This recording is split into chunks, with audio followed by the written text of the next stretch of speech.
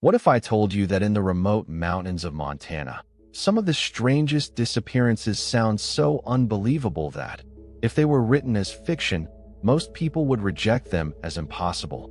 Children vanish within minutes and are later found miles away, dry, unharmed, and unable to explain how they survived. Hunters disappear from camps while their rifles, packs, horses, or dogs are left behind. Search teams find bodies without the evidence that should explain how they got there. And in some cases, animals are blamed, but the evidence does not behave like any normal animal attack. Montana is a place of enormous wilderness, high ridges, deep forests, isolated lakes, ranchlands, and national parks. And this chapter shows that its missing person cases are not only tragic, they are deeply strange. And as we move through these stories, keep one question in mind until the very end. Why do so many people vanish from places where they should have been safe, only to leave behind clues that seem to contradict every simple explanation? The chapter begins with Alexis Bork, who disappeared in 1896 in the Flathead Mountains. He was a reverend who went hunting outside Troy, Montana, first with a group and then alone. When he failed to return, searchers followed tracks in the snow and eventually found his body under strange circumstances. Reports suggested that he may have been attacked, overcome, and dragged. But the case remains one of those early Montana incidents where the explanation feels incomplete. Then, in 1924, Joseph and William Whitehead, two highly intelligent brothers from Chicago, vanished together in Glacier National Park. Joseph was a graduate of MIT. William had studied at the Massachusetts Institute of Technology, and they were both physically fit, educated, and prepared. They had been staying near Lake McDonald and planned to hike toward Granite Park. Their mother last heard from them by mail, and then they simply disappeared. Searchers combed the area for weeks, but no bodies, no belongings, no useful clues, and no evidence of distress were ever found. Their mother pushed officials for answers, even contacting national leadership, but nothing changed. Two grown, capable men vanished together in a national park, in a region busy with tourists and transportation, and nearly a century later, there is still no answer. That becomes the first curiosity loop. If two educated, healthy men disappeared together, how did neither of them leave behind even one final trace? Then comes Frederick Lumley, a 77-year-old professor who disappeared in Glacier National Park in 1934. He left his luggage at a hotel, started a hike, and was last seen near the goat camp area. Searchers organized a large effort, but found no evidence of him. Later, park officials classified him as missing and presumed dead, which the author strongly criticizes because no body was found, no cause of death was proven, and no open search produced answers. This same theme appears again and again. When no explanation exists, the official record sometimes quietly moves on. But the people are still gone. In 1953, 3-year-old Patty and McLean disappeared during a family picnic northeast of Butte. She wandered away while other children were playing, and searchers began looking almost immediately. The first night produced nothing, but the following day, Patty was found alive in a rocky area near a cliff. What makes the case so strange is the distance and terrain. She was reportedly found far beyond where lost person behavior experts would expect a 3-year-old to travel. She had slept under a log, claimed she had not been on the cliff at night, and said she had seen little cows. She was in relatively good condition despite cold temperatures. So the second loop begins. How did a 3-year-old travel that far, survive the night, and end up near a sheer cliff without a clear explanation? 2 years later, another child case became even stranger. Ida Mae Curtis, also 3 years old, disappeared in 1955 from a logging camp in the Kootenai National Forest near Libby, Montana. The story sounds impossible from the beginning. Ida was at camp with family when her brother claimed a bear entered the tent, grabbed the little girl, and ran away. Her father reportedly saw a bear just afterward and tried to chase it, but could not keep up. Searchers came in. Rain washed away tracks and scent, and the case seemed hopeless. Then Ida May was found alive nearly 300 yards from where she disappeared, in what appeared to be a crude shelter made of cedar limbs. She was in good condition, with no scratches, no bite marks, no evidence of exposure, and no signs that a bear had injured her. Authorities insisted a bear was involved, but the author questions nearly every part of that explanation. How does a bear pick up a child, carry her across a creek, keep her unharmed, place her in a shelter, and leave her comfortable through the night? Why were there no claw marks, bite marks, or injuries? And if humans made the shelter, who made it? The mystery deepens because the case shares similarities with others where strange shelters or unexplained protection appear. Then comes Mary Gay Bent, a 5-year-old girl who disappeared in 1958 during a birthday picnic at Sage Creek Campground. She told her mother she was going to the restroom, which was only a short distance away, but she never came back. Searchers began looking within minutes. Bloodhounds were brought in, dozens of officers searched through the night, and the nearby creek was checked, but nothing was found. Then, on July 14th, searchers found Mary asleep on the ground, more than 1,000 feet higher in elevation than where she vanished, under a pine tree. She said she had gone back and forth from where she was found to the campsite, almost as if she knew where camp was but did not return. She said she stayed dry during the storm by sleeping under a log. Again, the same impossible question appears. How does a 5-year-old disappear near a restroom, survive a heavy rainstorm, travel upward, and then appear in a location searchers had failed to find? By this point, a pattern begins forming. 3 young girls in Montana, Patty and McLean, Ida May Curtis, and Mary Gay Bent, all disappeared in July, all between around 2:30 and 3 o'clock in the afternoon. All were very young, and all were later found alive under circumstances that made little sense. That is the core curiosity loop of the chapter. Are these just coincidences, or are we seeing the same strange pattern repeated in different locations? The chapter then shifts toward older victims and hunters, beginning with Lawrence Eugene Prang, a 20-year-old who disappeared near Seeley Lake in 1958. Lawrence was hiking and hunting with 2 rifles and his German Shepherd, Queen. When he failed to return, searchers were called in. His dog was eventually located miles from the search area, but Queen behaved strangely.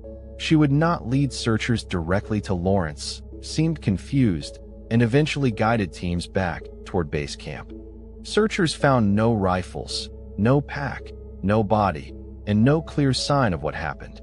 The author questions whether Lawrence was forced away from his campsite while still carrying his equipment because none of it was ever found. If he had been attacked, why was the dog alive? If he got lost, why did Queen not remain with him or lead searchers back? If someone harmed him, where was the evidence? The region around Seeley Lake becomes even more unsettling because other disappearances occur nearby. William Carmack vanished in 1959 near Thompson Peak while working as a supply packer for a sheep company.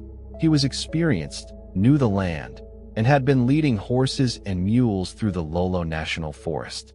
When he failed to arrive, searchers found scattered supplies, horse gear, and signs of chaos.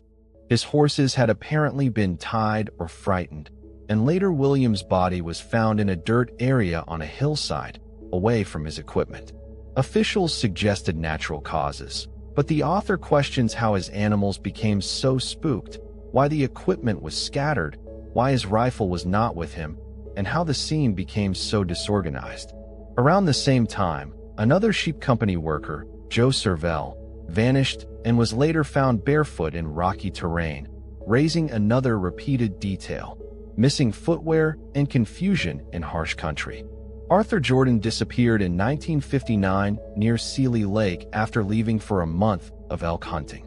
Snow came early, conditions worsened, and search teams looked for weeks. His camp was eventually found intact, with guns, clothing, ammunition, and food still there, but Arthur was gone. The author notes that something serious must have happened because Jordan had not taken the equipment he would need to survive. If he voluntarily left camp, Why leave his rifle and coat behind in winter conditions? If someone or something took him, why was there no clear evidence? Fritz Fry, a 65-year-old rancher, disappeared in 1960 near Lolo while hunting in the Petty Creek wilderness. He was last seen on a high ridge and never returned. Search parties struggled through snow and harsh weather, but found nothing. Then comes one of the darkest child cases in the chapter. Megan Ginovich, a 2-year-old girl who disappeared in 1980 near St. Ignatius, Montana. Megan was playing near her family's fenced yard while her mother briefly went inside. When her mother came back, Megan was gone. Searchers responded quickly, including police, dogs, and volunteers, but no trace was found. Her father believed she had been abducted, and the case was later listed as a non-family abduction. The author points out that Megan's disappearance resembles other young child cases where a child vanishes from a rural home in moments, while a predator or unknown person would have needed to act quickly and silently. Then, in 1983, 4-year-old Nylene K. Marshall disappeared during a family picnic in the Elkhorn Mountains. She was playing with other children near a creek, walked ahead, and vanished. Authorities launched a massive search, but nothing was found. The FBI later became involved, and for years strange letters and claims emerged, but no confirmed answer ever came. The author highlights the similarity between Nylene and other cases where children walk ahead briefly and are never seen again. In 2000, Patrick Whalen disappeared in Glacier National Park near Atlantic Creek Backcountry Campground. Patrick had traveled frequently, loved the outdoors, and had recently entered the park. His truck was found, and later rangers discovered his tent at a campsite.